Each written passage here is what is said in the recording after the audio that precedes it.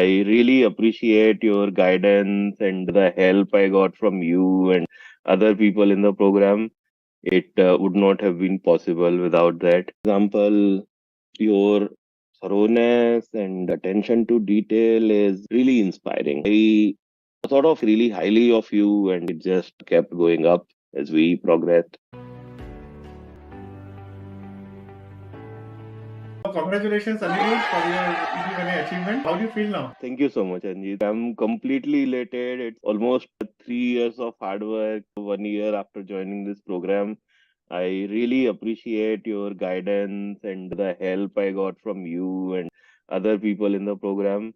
It would not have been possible without that. Like, I'm so happy today. Wonderful, wonderful. Now, Anirudh, for the benefit of everybody, would you introduce yourself and your expertise and where you work? I'm Anirudh. Currently, I'm working for Snowflake. Before Snowflake, I worked for Meta in the similar infrastructure area and AWS, and before that, Microsoft. I've been in the industry for over 18 years, and my primary expertise is building large scale distributed systems. This immigration journey, I joined the program 1 year back exactly. 1 year into the program, I think that has been really wonderful. Now, tell me something, Anirudh, that what made you consider the Next League program as compared to other options that you might be considering at that point of time? As I said, it's a 3 year journey. 2 years back in 2022, I heard about EB1A from a friend and tried, failed miserably at that time. I did not know much, completely relied on my attorney. And then we received RFE for my petition, and then the attorney recommended take it back and file again. Keep filing until we get approval. Like that did not make any sense. I dropped off. I thought it may not work for me. I cannot get it, and I will continue with H1B. Then I got stuck in Canada during my visa stamping, and I was super desperate. My kids were here, and I was there. I don't know how much time and processing will take, and so on. And I was looking for options. So I saw the session between you and Hokabed. She explained the whole adjunction process. That made a lot of sense. Honestly, I did not search much after that. I thought this is the right program, right people to get the guidance from. And I was just reflecting with my wife. I think we made the perfect choice. Wonderful. We are very happy for you. Now, you were not looking at any other options at that point of time. No. Oh, wonderful. Let me ask you another question. When somebody joins the program, obviously we just tell them the process. We can't break down in detail because it's a coaching program. It's not something, a consultancy service. Without knowing the specifics, what made you confident about joining the program? I remember you met me for the first time and you instantaneously took a decision in 30 minutes to participate in the program. What was something that resonated with you or made you believe that this program could potentially help you? As I said, I had exposure to it almost for 2 years. I knew about this and I applied and got RFE. I knew what was out there, and I saw that attorneys are not the right people to help. Complexity is so much, the variations are so much that they may not be able to guide people. That's where I was coming from. Then I encountered that initial video. That one video made a lot of sense. I got a lot of clarity from just that one video. Then I watched almost all the videos. There were a bunch of videos from the achievers. Then I think you shared a drive with a lot of information, some webcasts, etc. with Wolf. I think those provide me very much clarity. And I think there's one video in which you describe the done process, right? Yes. I think all of that gave me a lot of confidence. It was not those 30 minutes, just those 30 minutes, but the prior work of looking into all of that. And even coming into that call, my confidence was really high in you because all the information and credibility established with those.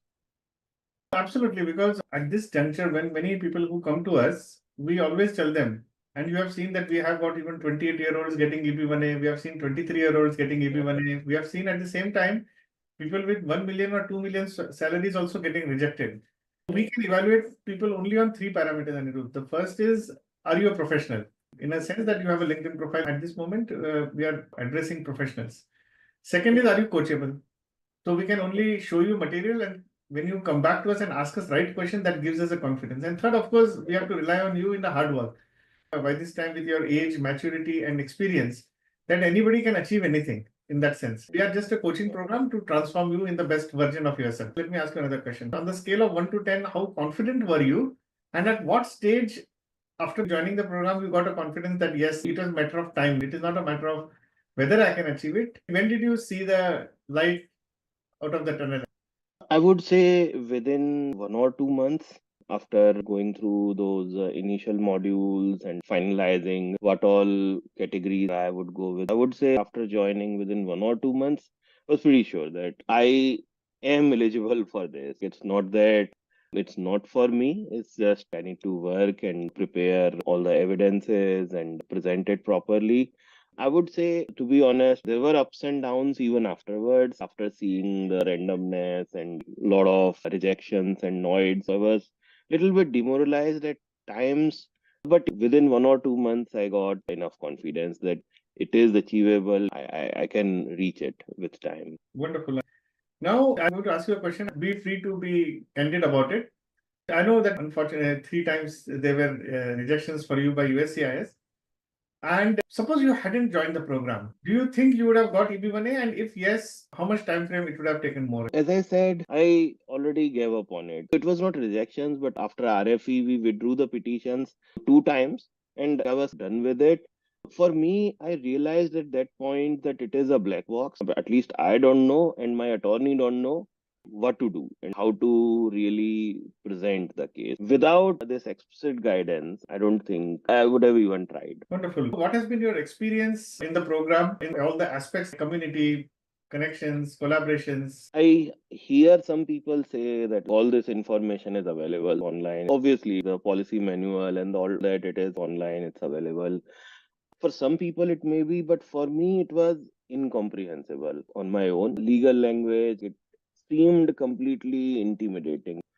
So I think all the videos and the materials that you have, it builds up from the scratch. I did not have to have any of knowledge before.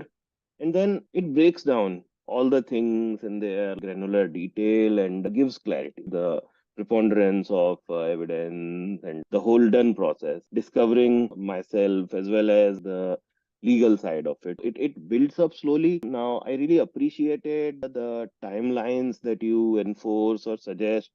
I went into the zone while watching those videos, and that's why within 1 or 2 months, I was able to get all the clarity, all the information, that aspect, and those regular meetings that we had, people getting EV1A approved and coming in and telling us, all that was very much motivating, as well as the community interacting with other people in the program. I got a lot of help. I don't know, maybe 10, 20, 30 people, starting from how to apply for IEEE senior membership to basically get referrals for it, and somebody reviewed my application and provided input on how to improve it and so on. Starting from there, it was very helpful, the input from the community as well. And at times when I was feeling demoralized, talking to the people, talking to you, it was really helpful and uplifting. I've seen the program evolving a lot since I joined. I think it's very helpful thing. Otherwise, lawyers alone are not equipped to guide people properly. And I would assume that maybe 5-10% people, they can figure out this whole thing themselves. But for rest of us, I think it's invaluable. Okay, wonderful. Did anything working with me in the program surprised you? Than what you were expecting, not expecting? I think a few things jumped out really well. For example, your thoroughness and attention to detail is really inspiring. It's funny to say this word. I learned how to use the AI tools from you. Coming from technology background, I should have known better, but it was interesting to see you applying those for a lot of aspects. That was really interesting. And as I said, in the initial build up, I thought of really highly of you, and it just kept going up as we progressed. Thank you very much for all your kind words. Anirudh, in my perspective, the day I met you, I knew that you are an EB1 achiever. It was just a matter of time of you getting it approved, and it was documentation. But at the same time, when you presented things to USCIS, In your current petition, apart from your critical role, you already had a patent. What proportion of it was after you joined the program? It is dumb in retrospect. I would say it is almost 80% better compared to what I did. For example, even in my critical role, there were one or two additional things I could have done at that time, which I did not. The original contribution, despite patents, it was not presented convincingly at all. And then judging was very, very weak. In fact, this petition, we did not even use any of those evidences. It was all brand new stuff that I learned and started doing after joining this program, that I Okay. went for judging membership. I did not have any before. I don't think it was possible for me, at least, without the guidance I received from the community and the program. I would say 80% of it, at least petition wise, it was through the program, how to present original contribution and so on. I don't think attorneys are super equipped to always help there. Okay. Wonderful. And thanks again for the good words. Now, Anirudh, we come across a lot of people, they feel that they can either do it themselves and they don't want to spend money to join the program. They feel that it's not required. What can somebody be coached in? What's your message to those people? I would say it is a trade-off. So as I said, you can do studies on your own and figure out all of it out. Probably it will take a lot more time. It is the trade-off between time and money. Here you are getting that guidance and input, not just from Ranjit and program, but from the community. I don't think you would be able to achieve that community part on their own, the high quality people that this program exposes you to. And then information also is available, but it is incomprehensible and discreet. Here it is presented and reinforced. For most people, I would say it will take a lot more time. For me, I don't know. I wouldn't have done it, honestly, if I had not encountered this program. You may not be able to do it at all, or it will take a lot more time. It is a trade-off between time and money. Highly, highly recommended, though. And there are another set of people, Anirudh, who may have priority date, may not have, they accept their destiny as their fate and fate as their destiny, whatever you may say. And they feel that EB1A is not for them. Now, what's your message to them? What I realize is the whole thing is subjective. Essentially, you have to be on the top of your field. The top part is subjective, top 10%, 20%, you don't know. Now, given the strength people built in this program in front of my eyes and got it, that tells me that almost everyone who has done enough to get to be able to work in US in these big companies or consultancies, each and every one of you have enough potential. You just need right guidance, Agree. which this program provides. So it is achievable for, I would say, everyone who is in our boat. You have done enough to prove that. It's just a matter of time. And Anirudh, your case is very unique that in spite of you being such a high profile professional, I sometimes feel privileged that I got an opportunity to work with you on your case. But many people come to believe either on an entitlement basis that oh, they have done already so much, they don't need to watch the videos. And on first day, they want their expertise to be identified. Second day, the criterias. And third day, they want petition to be filed. And we saw also some people trying to do that preparing petition within a month's time or 20 days. What's your message for those people who are in the program in this particular front? That why that step is important, why that 31A, 31B is important. Initially, you have to, of course, they trust the process. But what's your message to those people? I don't know what is the trigger or input for this. How do people think that they can do it without anything? Maybe there is some misinformation out there which makes people believe that anyone can go for it. It is a black box, it is subjective, it requires a lot of hard work. As we have seen, at some point, maybe it was easy the way I did it in 2022. My friend, she had similar profile, and I was pretty sure that whatever evidences she was able to get, I would be able to get, and I did. And despite that, I mean, I had one extra category, the original contribution with patents. So it seemed really easy at that time, that it's a straightforward cakewalk. Even then, it took 5, 6 months to prepare petition and submit. So doing it in 20 days is completely impractical, I would say first. But assuming that it was very easy, it has become a lot more difficult now. I don't know, whatever reason, more people applying or more scrutiny from USCIS. It takes time to basically understand the process and be as bulletproof as you can when you are ready to apply. So, if you do not understand all the nuances, maybe you will sail through, but there's a good chance that you may not. And without knowing, you will not have confidence to basically make calls. There are a lot of judgmental calls you are going to make here, which criteria, what all evidences to put, and like how to strengthen your case and so on. It's invaluable to go through those modules and then understand, have your own confidence, and then start from that solid foundation. I think that makes life easy. And it's not a long time. I think it took me 1.5 to 2 months to finish those the initial 3 modules, and it was invaluable to build my knowledge base and strength. One good thing about you, which I saw also in the program, I was going through and messages actually and the work that you have done. There was no sense of any entitlement in you at any point of time. You have been a wonderful student and, as I said, coachable. We always seek and we want people you to be there in the program because that helps us to work with you.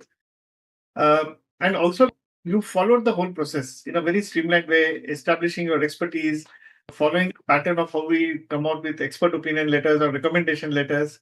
I think that was also something. So credit goes a lot to you, Anirudh, also. So what next, Anirudh? Now, since you got your American dream fulfilled, Feeling really happy. Can't believe it happened still. So we'll probably take some time off and think through what is next. Thankfully, I have a good employment and I love my work. So most I'm going to continue this, but definitely the flexibility that I'm going to get with a green card now is invaluable. And I can think about doing something on my own, which was back of my mind for a long time. Maybe it will materialize in next few years. So looking forward to it. wonderful. And we are very proud of you, Anirudh. And really, congratulations and God bless you. Yeah. Thank you so much, Ajit.